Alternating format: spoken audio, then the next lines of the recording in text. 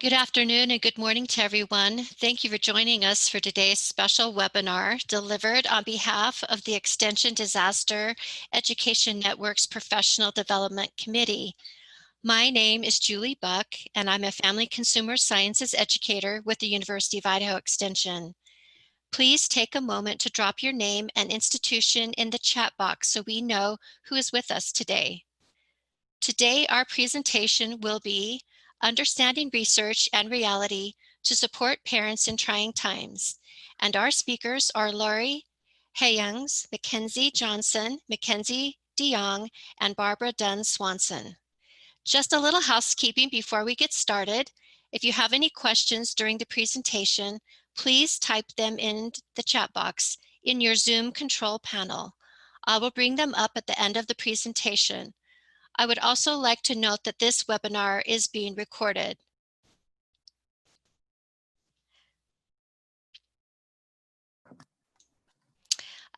I've included a link in the chat box for the webinar evaluation survey. Please take a moment to complete the evaluation at the conclusion of this webinar. Now, without further ado, we will turn the time over to our presenters. Our presenters today are Lori Hayungs, Mackenzie Johnson, Mackenzie DeYoung, and Barbara Dunn Swanson. Lori Hayungs is a co-host of the Science of Parenting podcast and a human sciences field specialist in family life, serving 9 counties in Northwest Iowa.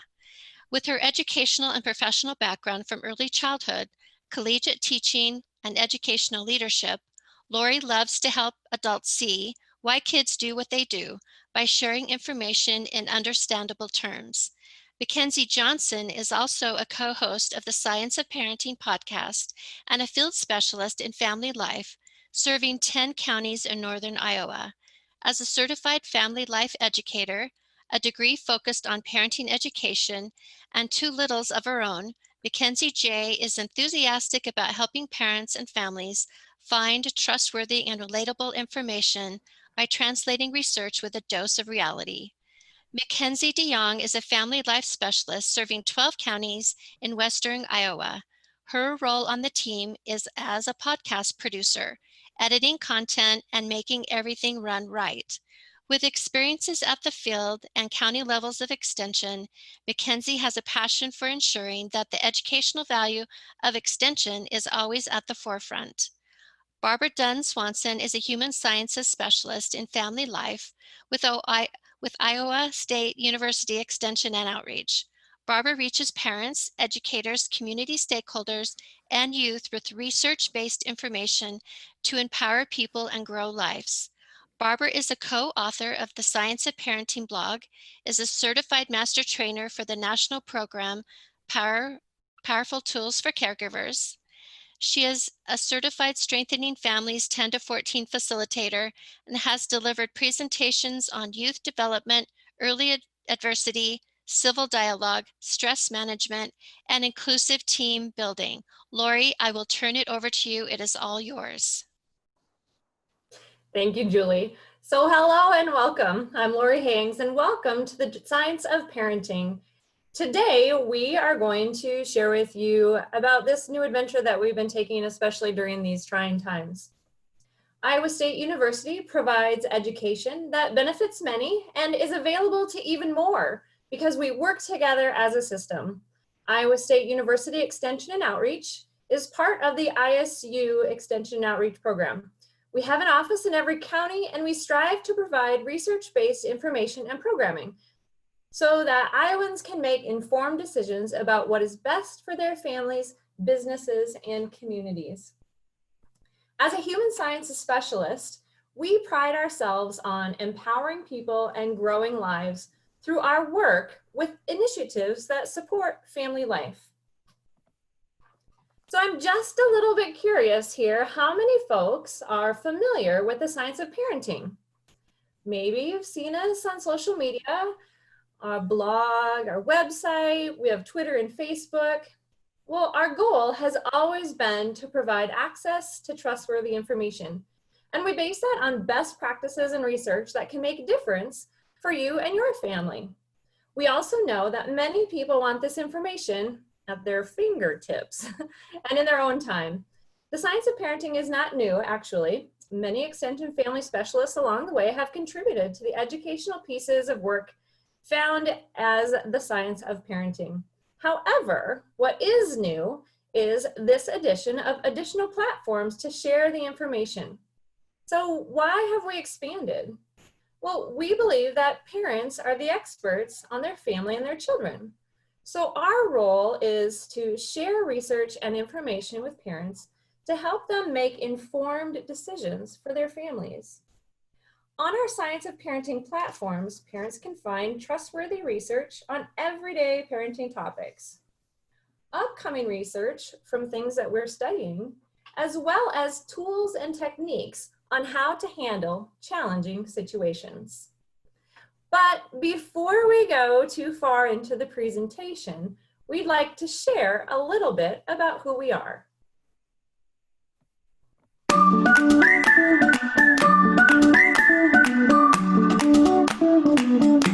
Welcome to the Science of Parenting podcast, connecting you with research-based information that fits your family. Join us each week as we explore parenting decisions and the realities of raising a family. We're parenting professionals from Iowa State University Extension and Outreach, and parents ourselves, addressing today's hot topics in parenting and providing real-life solutions based on the latest scientific research. We'll take a look at the science behind navigating meltdowns, dealing with an angsty teen, the importance of finding balance and cooperation, and encourage all parents to remember these 3 important words: stop, breathe, talk. Subscribe to our weekly audio podcasts on Apple Podcasts, Spotify, or your favorite podcast app. You can also watch the show on video each week, and once a month, join us live when we take your comments and questions. Come along with us as we tackle the ups and downs, the ins and outs, and the research and reality around the science of parenting. The Science of Parenting is a research-based education program hosted by Lori Haynes and Mackenzie Johnson, produced by Mackenzie DeYoung with research and writing by Barbara Dunn Swanson. Send in questions and comments to parenting@iastate.edu and connect with us on Facebook and Twitter. This program is brought to you by Iowa State University Extension and Outreach. This institution is an equal opportunity provider. For the full non-discrimination statement or accommodation inquiries, go to www.extension.iastate.edu/diversity/ext. All right, so this is Mackenzie Johnson. As you saw in the video, I'm one of the co-hosts for the Science of Parenting podcast. I always have to fight the urge. We have to fight the urge not to like whistle or hum that tune after I watch the trailer. So I'm one of the co-hosts on our podcast and blog and website team called the Science of Parenting.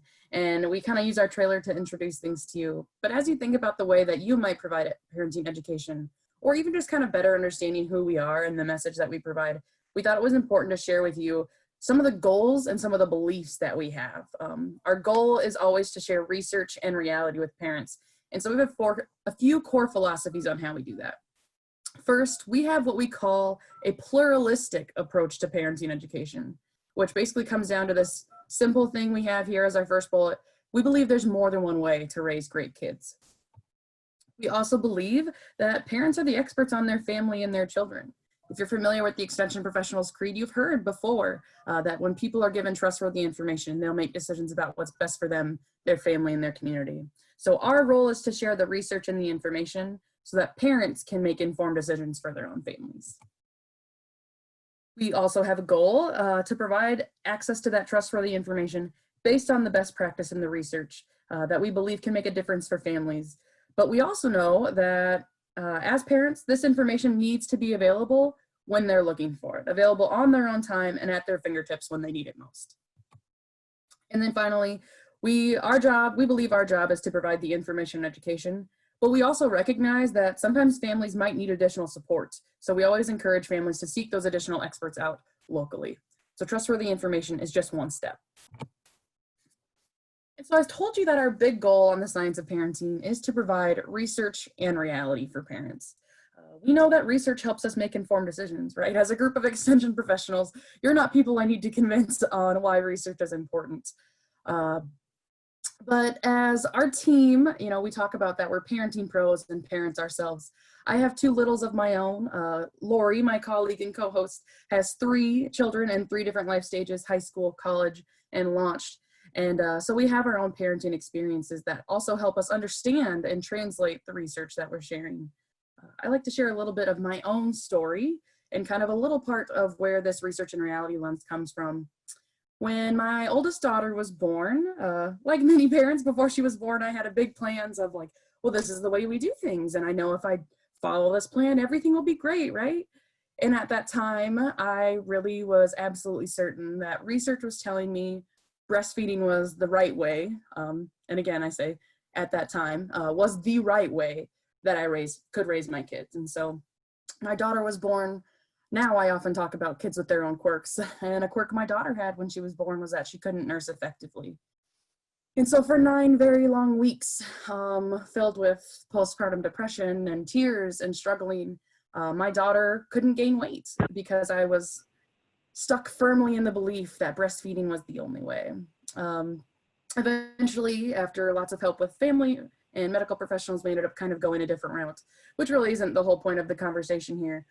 But when I came back to work and back to the Science of Parenting team after maternity leave, I was having these feelings of being a hypocrite. And I was like, how can I be this extension person whose job it is to share parenting information and research and not follow it myself?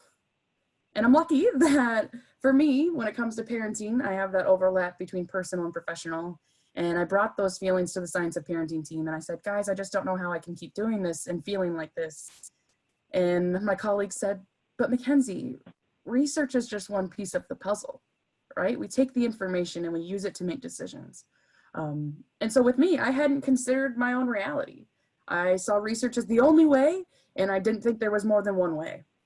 And so from that experience, along with other personal experiences we've had in our parenting lives, the Science of Parenting always focuses on understanding research and sharing research, but also giving parents permission to recognize their own reality and how that research may or may not apply to them. They might decide to go a different way from what the research is saying based on their reality that they have. So a little example of how we can kind of use this research and reality lens.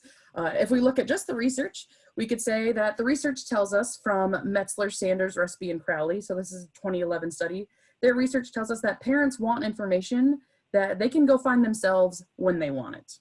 So if I had to add a little parenting reality to this lens, or to this research tidbit, it might be because I've been the parent at 2 a.m. who's lying awake in the middle of the night, right? Looking for information. And chances are at 2 a.m. I don't have a lot of experts I can reach out to. So this is one of the reasons, right? That reality informs that research. Also a little bit more reality. We know that there's an expectation when it comes to parenting. If we would go through the big long list of what are the recommendations for screen time and the recommendations of how we feed our kids and that we need to be consistent with them. And there's the big long list of all the things we should do right when we look at the research. But we also know that reality is that parenting's not about perfection. Sometimes it's messy, and luckily we can use the research to inform that our decisions and plans, and we can use grace with ourselves that we're all doing the best we can. So this message is a very important part of who we are at the Science of Parenting and how we share research-based information with parents. Excellent. Thanks, Mackenzie, for sharing that. I always kind of get chills when you share your story. And what we wanted to do, especially today in the midst of COVID-19, is we wanted to use this lens of research and reality and look at 4 different tools that we think are particularly relevant today. And what we want to be able to do is help you understand that these are tools that are available for you to share with your parents that you're working with.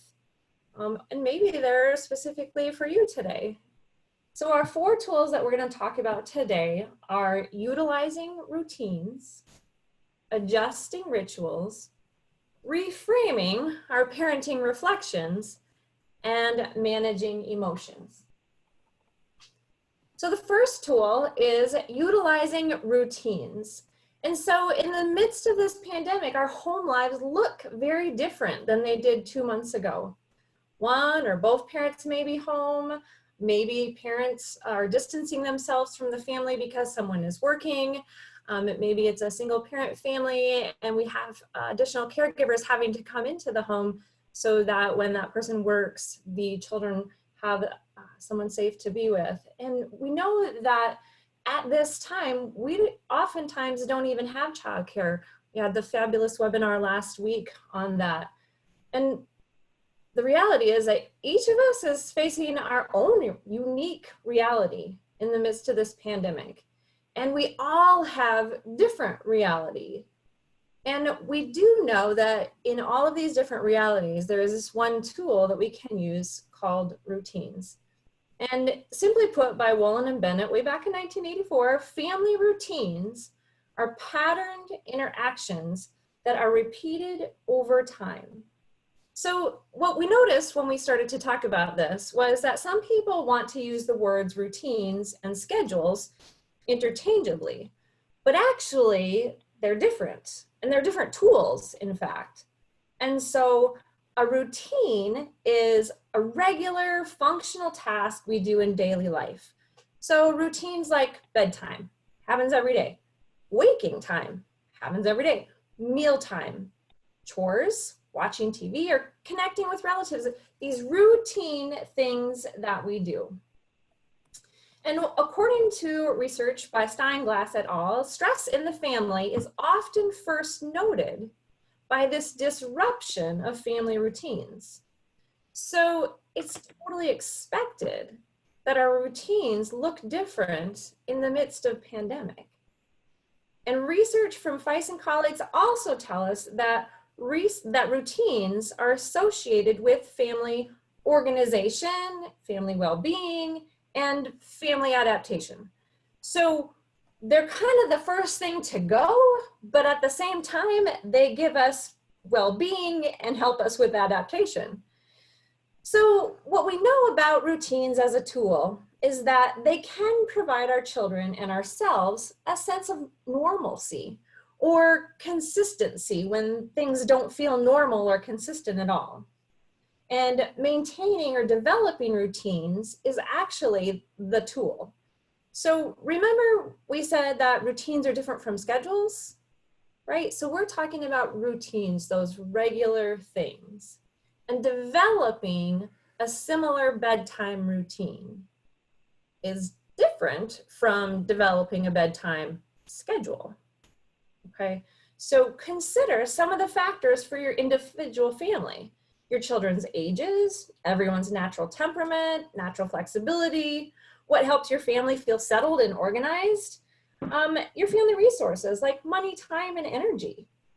And as parents, Mackenzie said this before, you're the experts on your family, and you're the person to best decide what makes sense for you and your children. So the hardest thing to do that I found for me during this time was to watch everyone else talk about their routines and put guilt and stress on myself because that wasn't my routine. So I must be not meeting the standard because all these people are loving their routine and they share it many times a day, right? And so I had to remember this research that my family has different needs and my routines are going to look different than other people's routines. And some parents do find that having a schedule, not a routine, a schedule for their day feels comforting, while for others, it feels constricting. And so whichever camp you fall into, we just have to remember what's best for our family. And maybe it's routines that can help us feel consistent and normal. So routines is tool number one that we can use those to provide some consistency and normalcy if that feels right for our family. And if you check out, we do have a bonus podcast episode specifically on routines. You learn a little bit more about how routines look different at different ages. Lori shares some great stories from her own experience. And so, yeah, routines is tool number one. Our second tool is to look at rituals.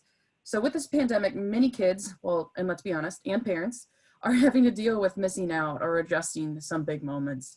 many of these big moments might meet that research definition of a ritual. So that research definition is when an event is symbolic, so when it's representative of meaning, when it's affective, has an influence on our emotions, and when it has meanings across generations. So some examples that we've been hearing about that would meet this definition of rituals is things like graduation, right? Commencement and graduation parties, state sporting events, theater productions, holiday gatherings, last day of school parties, milestone birthdays.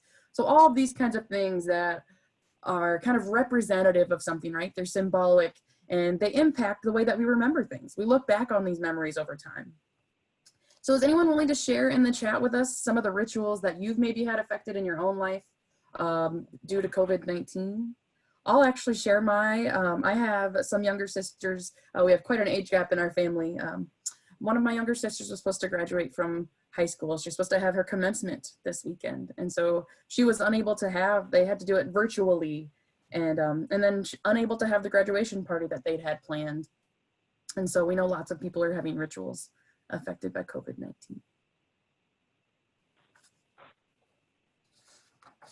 So what do we do about that? We know this might be part of what's going on in COVID-19.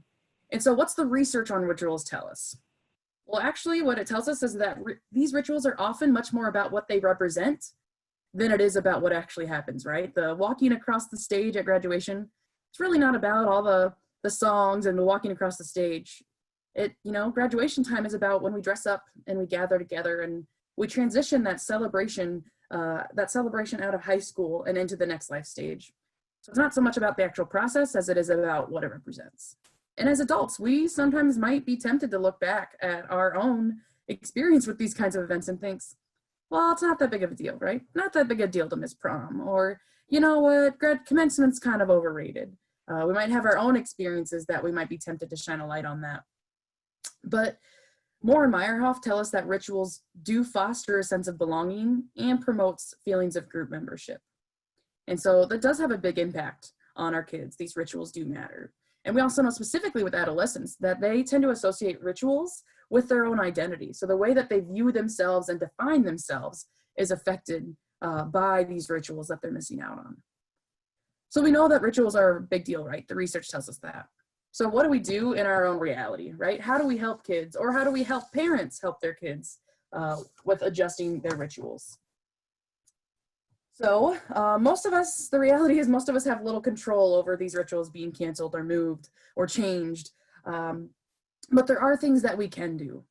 So we can check in on our kids, right? We have this little 4-step process we've laid out here. And so what can a parent do when there's a ritual that's being changed? The first is to check in. Figure out what ritual is your child reflecting on, right? So for my younger sister, she was not sad to not have a graduation party. She's very shy. She was not really looking forward to having the party and stuff. But so checking in on what it is, what event ritual are they having feelings about? Step 2, giving your child a chance to talk, and then accepting and acknowledging those feelings, right? My sister's not wrong for feeling relieved. That's her own experience. And so acknowledging those feelings. And for other kids, it might be devastation about, frustration, but big feelings around missing out on those things. So accepting what those feelings are. Number 3 is to provide support as well as the factual reason, right? It's not your kid's fault. It's not your fault. It's not the school's fault. So recognizing, this is how we're trying to keep everybody safe. And then offering emotional support, like, I understand that this is hard, and it's not wrong that you feel this way, but offering that support to them. And then number 4 is thinking creatively about how we can still create aspects of that ritual, right? If we use that research definition of symbolic meaning across generations and things, what things could we still do, right? So virtual commencement, or for my sister, we're having a card shower. Which actually is much more her speed anyway. But thinking creatively about how we can still have those aspects of the ritual. And once we know your child's feelings about the parts they're missing out on, thinking creatively about how we can still meet those needs. So adjusting our rituals is number 2. Our third tool is to reframe our parenting reflections. So this is a hard one. People don't always think a ton about, but as we think, so I like to, at the end of the day, we've had a full day with our kids, especially if they're not in childcare right now. And we might look back on how things went that day and we might say, you know what, today I did a good job or today I did a bad job, right? But we actually find that these terms really don't serve us very well. There's a lot of shame associated with being a bad parent. Some of the other challenges are that who defines this good and bad, right? Where do we get these words? Who defines it if I did a good job or a bad job? And honestly, you might have both feelings in the same moment. So, right, I might feel like a good parent for making a healthy supper for my kids, but I might feel like a bad parent because I was short-tempered with my child when they asked for another snack. So we really discourage parents. Instead of thinking about things in terms of good parenting and bad parenting, we have some research-based models we can look at instead. So the first one is actually 4 adjectives we can look at instead of good or bad. First one is, are we consistent in our parenting? Are we following similar principles and practices in our words and actions? And are children experiencing consistency across different parts of the day and between different caregivers, right? So in my house, my husband and I co-parent, and so is there consistency between the way we both respond? We can also ask, was I effective today? Were the strategies that I was using with my child, were my words and actions influencing them the way that I wanted them to? We can also ask if we were active. Was I participating in my child's life? And then finally, was I attentive?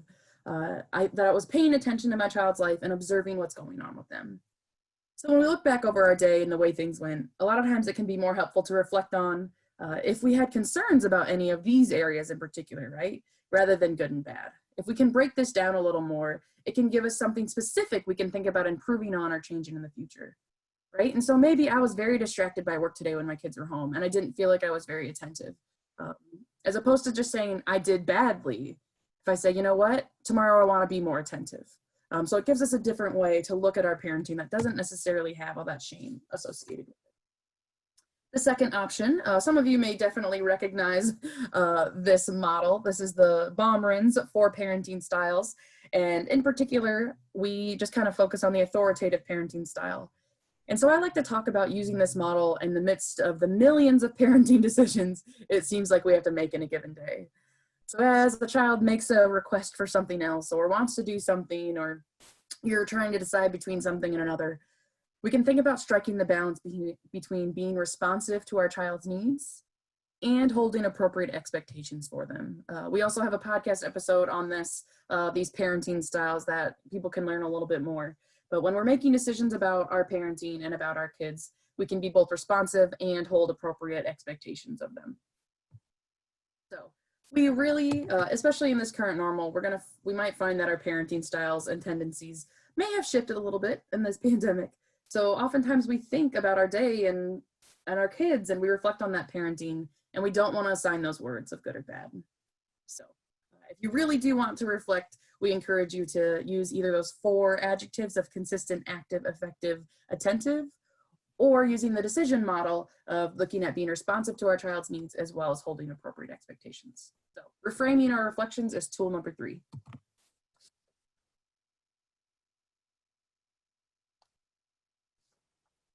There we go. So then we come to tool number 4, which is managing emotions in challenging moments. So whether it's infant night wakings or toddler meltdowns, maybe some preschool independence, school age know-it-alls, or in my house could be the preteen hormones or teenage angst. Parenting certainly comes with its fair share of challenging and what we like to call emotionally charged moments. And chances are with the COVID-19, you might be seeing an increase in challenging moments with kids right now. And so we all, as adults even, might be having more challenging moments during this pandemic. And ultimately, the challenging moments are going to be inevitable. And especially right now, what we can do is decide to have a plan for navigating them. And one of the things that we talk a lot about at the Science of Parenting is this plan of managing emotions. So to kind of get you in the mindset of managing emotions, I want you to think about either a challenging moment at work, maybe it was with your colleagues or your supervisor, or a challenging moment at home with children, with significant other. And these are those times when you feel most frustrated. Maybe you feel the steam rolling out of your ears, or your natural volume might be turned up to 100, or when you're upset enough that your body just feels restless. And you might be able to go back to that challenging moment right this minute, and you're feeling some of those moments and those feelings, right? You just got real warm. You just started to breathe faster. As we think about this, our emotions come back and can get us, hot under the collar even. So when these things happen and we're at work, maybe we blow up at a colleague or say something we wish we wouldn't have, we could probably get in trouble, right? And so when we're at work, we have a plan to work on managing our emotions in a way that we can still be professional. So we know it's not helpful to blow up at our colleagues, and we have this plan for how to manage our emotions at work. And at the Science of Parenting, what we believe is that you then also have tools to tap into when you might have a challenging moment at home with your significant other or your children. And so we know that it's not productive at work to yell or hit. And we also know at home it's not productive to yell or hit. So we wanted to look at this in a really simple, simplistic kind of a way. We came up with this strategy to help us navigate these challenging moments at home. And guess what? They can work at work too. Okay, so now that we had a chance to think about these challenging moments, when we look at these times that we're most frustrated and we think about what we can do, we have these 3 simple steps. Our first one that we look at is the idea of stop. And so what we know is that we can stop, take a moment, and begin to let those emotions maybe settle back into themselves. We can't think when we're high in emotion, right? We know scientifically that our brain, our thinking brain, kind of shuts down when we get into high emotional context. And so what we want to do is we want to stop. We want to stop those emotional processes. We want to get back into our thinking brain. On one of our podcasts, we talked about the upstairs and the downstairs brain. So you can check out the podcast that we have there. And then we come to this breathe, the second word. And it can be a literal breathe or it can be a figurative breathe. But what we can do is we can take that deep breath in. We can even take a deep breath in so much so that our shoulders lift up and then drop down. We can take a deep breath in figuratively and just allow that space in our head to kind of come back into focus. And the third piece of this is talk. And what we can do with this idea of talking is we can literally talk, and using a talking voice, not a shouting voice, we can slow the pace of our talk. And figuratively, we might even be able to change directions and talk about something different or in a different way than what we wanted to before. So those emotionally charged things that you were thinking about in the last slide, if you implement this tool of stop, breathe, talk, what we know is that you can actually implement this tool with little people or big people. So it could work both at home or at work. Now, Mackenzie has another way that she likes to talk about it. So I'm going to let her share that with you. Thanks, Lori. So yeah, so I'm kind of a grad student nerd is kind of where the grammar thing snuck up on me as something I really enjoy. But I like to think about stop, breathe, talk in terms of the punctuation of an interaction or punctuation of a conversation with our children. So I'll actually give you an example literally from last night. I have a 3-year-old and an infant, and so we were getting supper ready, got kids to the table, and things were loud, and I was overstimulated, and my daughter was kind of falling apart emotionally, just having a hard time. So emotions were running really hard. We were definitely in the midst of a challenging moment. And then trying to multitask of getting food on the table, feeding my infant, responding to the calls and text messages I was getting. And I had big feelings. And so what I needed to do in the midst of that moment, everything's headed in that moment, not headed in a good direction, right? So I needed to stop. And so at the stop, I think of the exclamation point. That exclamation point is the point in the interaction when we realize emotions are running high. So for me last night, I was feeling stressed and overstimulated and frustrated. And so the stop point in the interaction is when I realized, like, whoa, I have big feelings here. The next step is breathe. So once I've recognized I'm having those big emotions, I like to think of the stop like a comma. When we come to a comma in a sentence, it tells us to take pause, right? Tells us that in the midst of everything going on, we need to take a breath.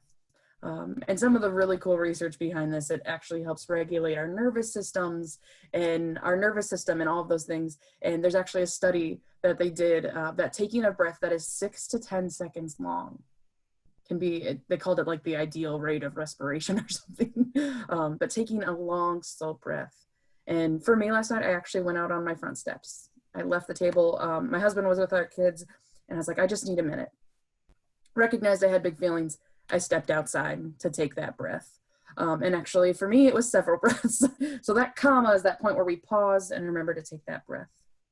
And then actually, my favorite of the punctuation example is the talk. So after we've taken that time and recognized, you know what, I have really big feelings right now. I need to re-regulate my body and my brain with that breath. I love to think about the talk as an ellipsis or that ... Now, when we come to this in, if we're reading something or in a conversation, a ... is often a signal that we're changing the direction, right? So if a sentence was something like, everything was going terribly until one moment, ... And so because we've taken that time to stop, recognize those emotions, take the breath, re-regulate our brains, we can then speak with intention in a way that's going to change the direction of the interaction.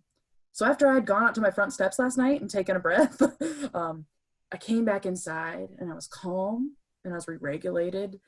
And when my 3-year-old was whining and having a hard time, I was better skilled in that moment. I was more prepared to interact with her in a way that I wanted to. I was able to speak with intention about what she needed or how I could help her instead of my escalating feelings running that interaction. And so I like to think about stop, breathe, talk in terms of an exclamation point for those big feelings, a comma to take a breath and take pause, and the ellipses or the ... that can help us change the direction by speaking with intention to our children. So we covered 4 tools that we think are relevant for parents in the midst of this pandemic. We can utilize our routines as a way to provide consistency and normalcy. We can look at adjusting our rituals and thinking creatively about how we can still create some of those aspects that are important for our kids. We can reframe the way that we reflect on our parenting in ways that don't use those words good and bad. And then we have a technique for managing emotions called stop, breathe, talk. As we look at the science of parenting and what it looked like several years ago, we had no idea that we would be moving into this idea of podcasting. And then we had another moment of definitely having no idea that we would be moving into this idea of podcasting during a pandemic. So in March, we had planned to begin podcasting. Our season 1, we called Parenting Foundations, and it actually wraps up here at the end of May. And during a typical month, what our plans were to drop 3 pre-recorded podcasts. And then the last week of the month, we would go live on Facebook and connect with parents. And so you've heard us mention a couple different times that during the pandemic, we talked about rituals and we talked about routines and we talked about just, being a parent in the middle of this pandemic. And so what we realized was that podcasting was one way that we could, move into something very relevant for right now. So as we look back at all of the podcasts that we have a couple different ways that you can find them. The podcasts are also available on a website that we work with Buzzsprout. So oftentimes what I do is I just Google Buzzsprout, Iowa State, or Buzzsprout, the science of parenting. But for those of you that are familiar with podcasts, you can find our podcast on any of your familiar apps, Spotify, Apple, etc. And then, like I said, at the end of each month, we go live on Facebook. And so the 27th of May is when our next live Facebook event will be held. And we will talk about this whole idea of season 1. So you'll notice that on the second column there at the bottom is where season 1 starts with episode 1, all things parenting. And then you kind of have to read up. This is exactly what it will look like on Buzzsprout, is these green circles with triangles. Some of our topics have focused on the tools that we shared with you today. So our Take a Break and Take a Breath, episode 3, was the Stop, Breathe, Talk episode. We talked about how to manage meltdowns, what happens in the heat of a meltdown. One thing that we found interesting is that because of COVID-19, parenting groups that haven't been able to meet face-to-face have been utilizing the podcasts as a way to share parenting information with their parents. And then they might have a Zoom meeting and talk about, okay, so what's the reality of your life when it comes to parenting and the tools that have been shared? So we're excited about that, and we're excited about the fact that people were able to see how they could tap into these tools, especially during this pandemic. And like I said, we also have a Facebook presence. We are also on Twitter. Our website, which is, probably brand new as of the last 48 hours, can be found at www.scienceofparenting.org. You'll see it there. It's a brand new look for those of you who are joining us from Iowa State. Surprise, here it is. We're excited to be able to get that done for today's presentation. And as we begin to wrap up our time with you here today, we know that we want to help you be sure to understand kind of our flagship tool, which is Stop, Breathe, Talk. Especially during this time of expectedness and unknowingness. We don't know when things are going to open up. We are starting to be real with ourselves that normal is going to look different. And this method can be used no matter how far into the challenging moment you may already find yourself. Maybe you remember to stop, breathe, talk before you get too upset. Or maybe you don't remember until you've lost your cool a little bit. Either way, remembering to stop, breathe, talk can help you navigate those challenging moments intentionally, and we believe successfully. So we want to thank you for the opportunity to share today, to share the science of parenting and our resources and our tools. And we'd like you to reach out to us if you have questions. And right now, we could take some questions. We also weren't sure how much time we would have if there'd be questions. And if we have enough time, maybe we'll show you our outtakes video from our trailer.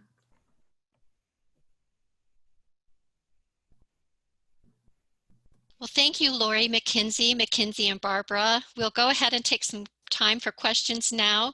Just a reminder, please be sure to type your questions into the chat box in your control panel. I'm also going to include the link for the survey for participation in the chat box as well.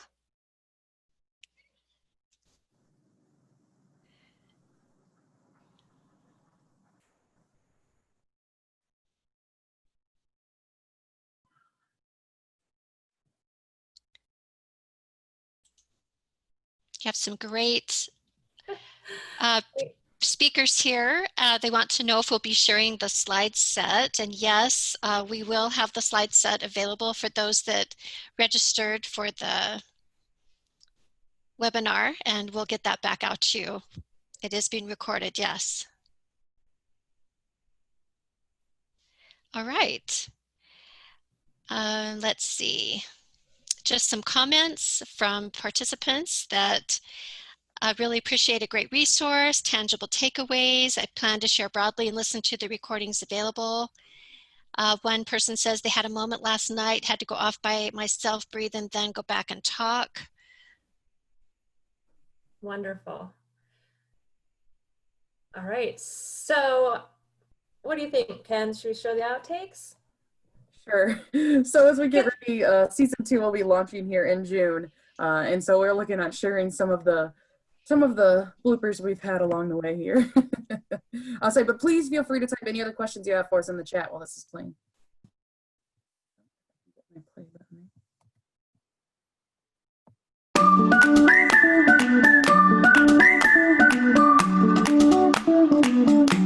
Welcome to the Science of Parenting podcast. Am I supposed to sound chipper-y? The stuff that you did first, is that somewhere in a script? The trailer. That's the trailer script. I'm crooked? How can I be I think crooked?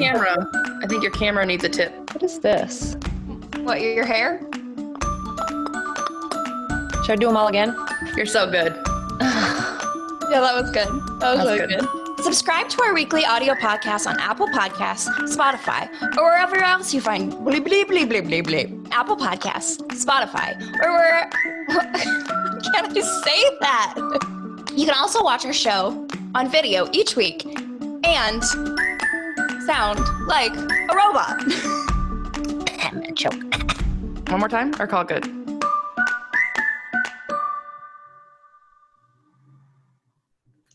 So that's the real us. If you join us on Facebook Live or watch our Facebook videos, that's really the real us. And so we just want to make sure that we could leave you with a little reality from the Science of Parenting. And we would welcome, any comments or questions at any time. So feel free to just reach out to us. All right, we have a question. Do you have any resources for specifically for single moms?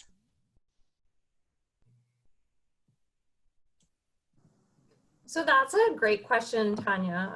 What we've been trying to do on our resource page is tap into resources that might be from other extension programs across the state. Off the top of my head, I don't know that we have a tab that is specifically for single moms, but definitely that is something that we could look at to make sure if we do have some, we could get them to you if you don't mind. Yeah, and I'll add, we do have a section on like divorce and co-parenting, if people kind of have some of that stuff going on. But we do work really hard to make sure that when we're sharing, particularly in our blogs and podcasts, that they're kind of universally, so it's not necessarily specific to single parents, but we make sure as we're looking at the resources and the tools that we're sharing, we are sharing with that lens that people, that you might be co-parenting, you might be a single parent, you might be married, might be divorced, that you might be grandparents raising kids. So we work really hard to try to make sure that the research we share is relevant across different groups. All right, we have a couple more questions. They wanted to know if they could get a link to the Apple podcast. Yep, we can make that happen. Okay, and they also wanted to know if you have any materials in Spanish. So there are several different types of resources in Spanish that we have available at Iowa State Extension Outreach. And so we would just have to specifically go grab the Spanish resources that you were most interested in. All right, how about resources for kinship caregivers? That is a good one, Nancy. And I don't think that we do have kinship on our website. That's a great question. I have to look into that one for you. Also, how about blended families? This person's husband passed away, they remarried, and now they have a stepdaughter and a 1-year-old living with them.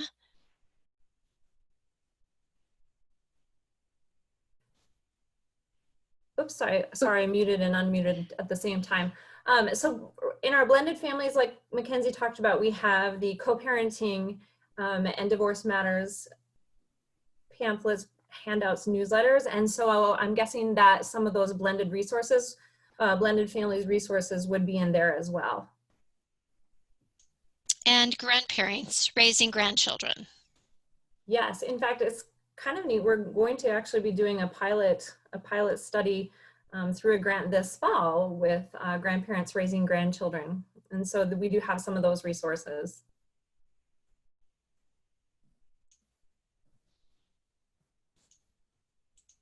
Wonderful. So, Well, and you're also great. giving us things we could add to our website, but also future podcast topics we'd love to look at. Well, thank you, everyone. We really appreciate your questions. It really has generated a lot of great ideas. We appreciate you being here. A reminder that this webinar will be archived on the EDEN, E-D-E-N website and the YouTube channel and distributed through this listserv as well. So please take a moment to complete the evaluation found at the link provided in the chat box under my name, Julie Buck. And we'll see you next week for another special webinar entitled Epidemic Preparedness for Community Organizations, a Facilitated Process. The webinar will be held at 1 p.m. Eastern on Wednesday, May 27th. Thank you.